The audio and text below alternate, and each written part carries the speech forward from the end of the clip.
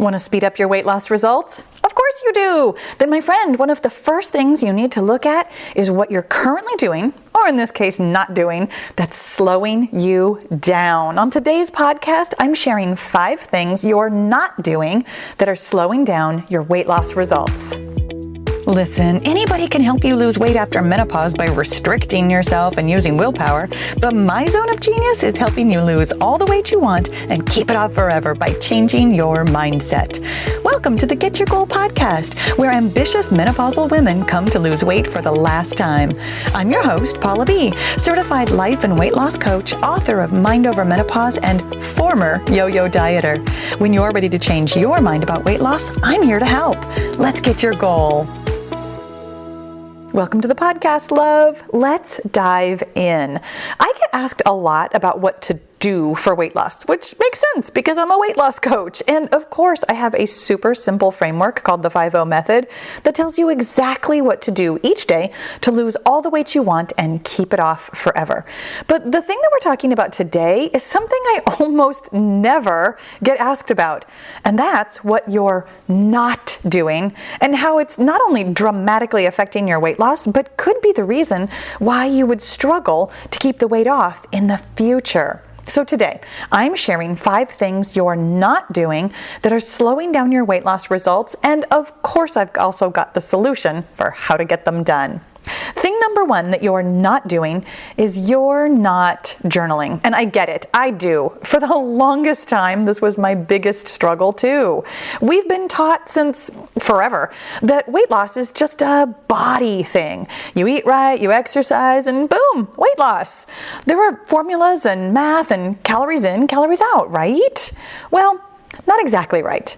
Your body doesn't exist without your brain. And the truth of the matter is that they are always working together. So it doesn't really matter what you're doing with your body if you're oblivious to what's going on in your brain. Now, the reason that I hear most often for why you're not journaling is that you're afraid of what you'll find in there. You don't want to go digging up old memories or hear yourself complaining all the time or be faced with all of your painful thoughts. And I totally hear you on this. My history with journaling goes way back. I got my first diary when I was 8 years old. And I have had a love-hate relationship with it until, honestly, just a few years ago when I realized that not journaling was holding me back from my goals. Side note, this is also when I developed the very specific and prescriptive journaling process I teach inside the Get Your Goal membership. If I was going to journal, I wanted to make sure I knew exactly what to do and exactly what I was getting out of it, aka my goal. And the reason why I kept coming back to journaling again and again until I finally found a formula that really works is because I knew that those thoughts were in there, whether I was writing them down or not. I could feel that low-grade lousiness lurking beneath the surface, even when I was actively trying to avoid it. The truth of the matter is that ignoring your mindset blocks by not journaling doesn't make them go away. In fact, the exact opposite. Your subconscious thoughts are currently slowing down your weight loss results. So the way to speed up your results is to find those thoughts and gently work on releasing them. Seeing your thoughts in your journal is the first step to changing them. Nowadays, I've got a super simple routine for journaling that takes very little time, and not only did I lose all the weight that I wanted, but I know for sure that I'm keeping it off forever because I've developed the kind of loving and trusting brain-body connection that secures weight maintenance. Thing number 2 that you're not doing that's slowing down your weight loss results is that you're not weighing yourself. I can hear you aching me right now. I know! So let me start by saying that yes, it's my recommendation that you weigh yourself every day, but that's not a law. It's just a suggestion. It doesn't really matter how often you weigh yourself, but it does matter that you do. I hear from women all the time that they just don't want to see the number. They don't want to face the daily, weekly, or monthly reminder of how much they weigh. They'd rather not know. My husband is like this too. Now, he's gained and lost weight about a handful of times during our marriage, just like me, but unlike me, he doesn't like to weigh himself. It's more or less fine-ish when he's maintaining, but as soon as he thinks he's gaining weight, he avoids the scale like the plague. But just like the thoughts in your head, your weight exists, whether you step on the scale or not. Avoiding your weight doesn't change your weight. Weighing yourself, again, on the time schedule of your choosing, gives you an opportunity to hear what you're telling yourself about the number on the scale. Weighing yourself is a journaling exercise. It's a chance to find the mindset blocks that are slowing down your weight loss. When you know what you're thinking about your weight, you'll speed up your weight loss results. Thing number 3 that you're not doing that's slowing down your weight loss results is that you're not tracking your calories. Or you're kind of tracking them, sometimes on days when it's easy, or when you're doing good, or you're not going out for dinner, or you know for sure that you're actually going to hit your target without going way over or being way under. But on other days, you just don't wanna. And believe me, I feel you on a deep soul level on this one. I used to absolutely hate tracking my calories. I refused. So much so, in fact, that it stalled my weight loss progress for months at a time. Because, of course, when I wasn't tracking my calories, I wasn't eating the right amount for weight loss. For me personally, sometimes that meant that I was severely under-eating, and sometimes it meant that I was rather significantly overeating. I've gone both ways at different times in my life. And the truth of it is that your menopausal body needs a pretty specific amount of calories in order to lose weight, which means that you need to track. Now, in full transparency, I'm going to tell you a story that's kind of embarrassing, honestly. I lost weight without tracking my daily calories by eating more or less the exact same thing every single day for 9 months. There were variations on the dinner meal. I had calculated the calories for basically everything I was ever likely to eat, so I had the portion sizes figured out, but I didn't track at all. This is why it took me 9 months to lose 7 pounds. I totally slowed myself down by not tracking because I was fooling myself, ignoring that extra spoonful of dinner I ate when I was putting away leftovers, or pretending like that heaping tablespoon of peanut butter was the same size as a regular tablespoon, or telling myself that I would make up the calories later if I accidentally forgot, that's air quotes by the way, to eat lunch. And I want to pull this apart for a second because there's an important point to be made here about how we all find these workarounds, like allegedly eating the same thing every day. Yes, I did lose weight, technically speaking, without tracking my calories.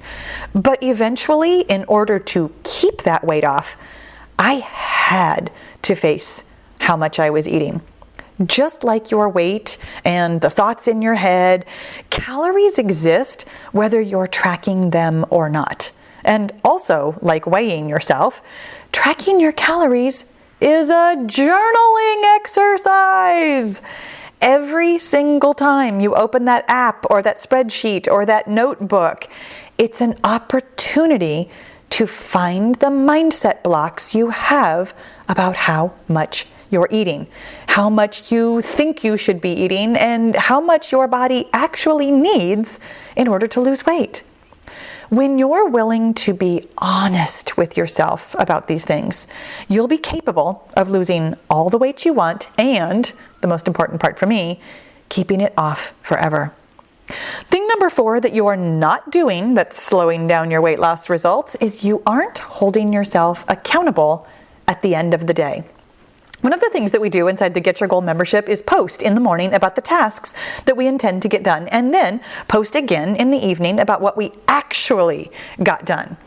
And one of those things is a lot easier to do than the other. It feels so good in the morning to be full of motivation and possibility and put it out there that you are going to rock your day by easily completing all 5 of the 5-0 method daily tasks. Oh yeah, but then at the end of the day, it's a lot harder to look yourself in the eyeballs and admit that your water didn't magically drink itself, or your workout accidentally went twice as long as you intended, or it's already an hour past your bedtime. I get it. I start the day full of vim and vigor too, with big plans for how everything is going to be so easy. And for so long, I really thought I was doing myself a favor by not beating myself up after a day where I didn't meet my targets. And believe me, I'm not telling you not to give yourself grace. But what I am telling you is that not looking at your behaviors and not looking at the tasks that aren't getting done is slowing down your weight loss results. Just like your thoughts, your weight, and your calories. Ignoring your accountability doesn't relinquish it. Holding yourself accountable at the end of the day for the tasks you did and didn't do is a journaling opportunity. It's a chance to find your mindset blocks about your tasks and lovingly release them without guilt or recriminations. When you're willing to really see what you're doing each day, you will speed up your weight loss results. And finally, thing number 5 that you're not doing that's slowing down your weight loss results is that you're not doing a monthly check-in. So again, in full transparency, let me tell you how much I resisted and avoided keeping any kind of records, including a monthly progress check. My overwhelming thought was that I wasn't making progress, so why should I check? Well, here's why, and it's the exact same reason I've mentioned for the other 4 things on this list. Your progress is happening, or not, and avoiding looking at it doesn't change that. The monthly check-in is yet another beautiful journaling opportunity. Taking an objective look at your parameters, your consistency, and your progress will speed up your weight loss results, and not checking in is slowing you down. I know you've heard it throughout this podcast, but let me sum it up for you like this here at the end. Being willing to look at yourself honestly, your thoughts, your weight, your calories, your accountability, and your progress is the thing that will speed up your weight loss results. Take a look at yourself and really see yourself honestly, lovingly, non-judgmentally. It will change everything. Thank you so much for listening today. I'll talk to you again soon. Hey, thanks for listening all the way to the end of the podcast. My friend, there's no better time to lose weight, and there's no better way to do it than with the 5-0 method, my free weight loss mindset guide for women over 50. It's simple, sustainable, and backed by science. We start with your mindset because your body only goes where your brain goes first. This is the thing that's been missing from all those other weight loss programs you've tried. Download your free copy today at getyourgoal.com